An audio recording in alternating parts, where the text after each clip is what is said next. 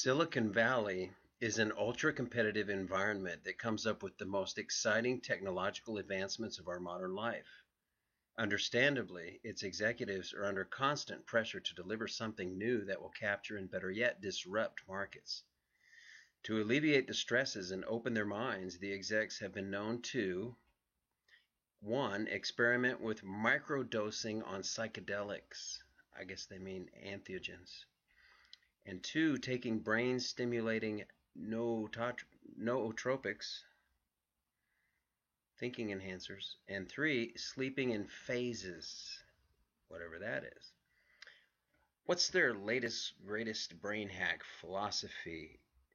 Some philosophers are finding Silicon Valley employment teaching practical philosophy that you can use in business and everyday life. Andrew Taggart is one champion of this movement, offering philosophical counseling to tech leaders and anyone in need. The guidance focuses on using reason and logic to unmask illusions about your life or work. You can try philosophical counseling yourself if you'd like, as Taggart offers Skype conversations. Taggart rails against what he sees as the problematization of the world. The idea that all the obstacles we encounter during our life, from drinking too much coffee to death, are problems in need of solutions to be discovered. He thinks that approach can obscure the true understanding of human life. In an interview with Quartz, he said that rather than ask, "How can I be more successful?" it's actually more important to ask, "Why be successful?" On the more practical side, Taggart thinks philosophy can also help zero in on what a startup should build, and, more generally, he advocates using the philosophical skills of critical inquiry to figure out the bullshit. Philosophers arrive on the scene at the moment when bullshit can no longer be tolerated, says Taggart to Quartz. We articulate that bullshit and stop it from happening. And there's just a whole lot of bullshit in business today. On the other hand, he also thinks that stopping BS is not the chief objective of philosophy. Rather, he warns against the dangers of total work, the all-consuming obsession with having to be productive and spend most of our time working rather than contemplating. Total work is always on the clock, ever behind, always in a rush toward or just behind.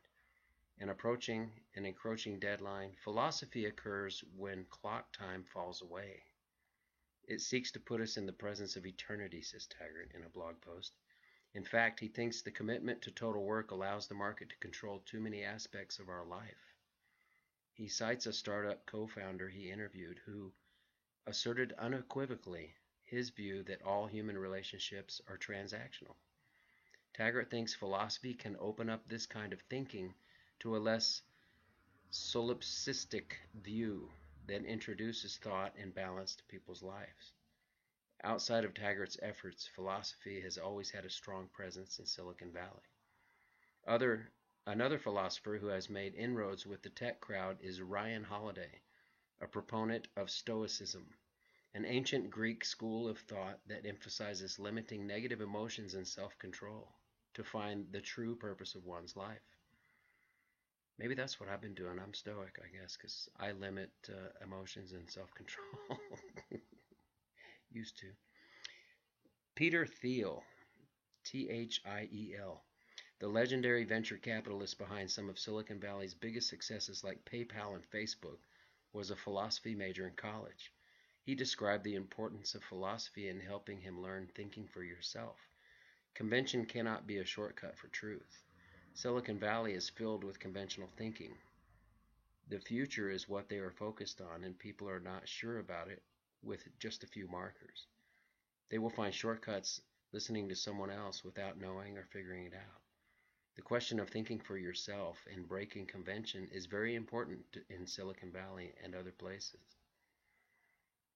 Other Silicon Valley philosopher execs include Stuart Butterfield, the CEO of Slack, who has 2 philosophy degrees.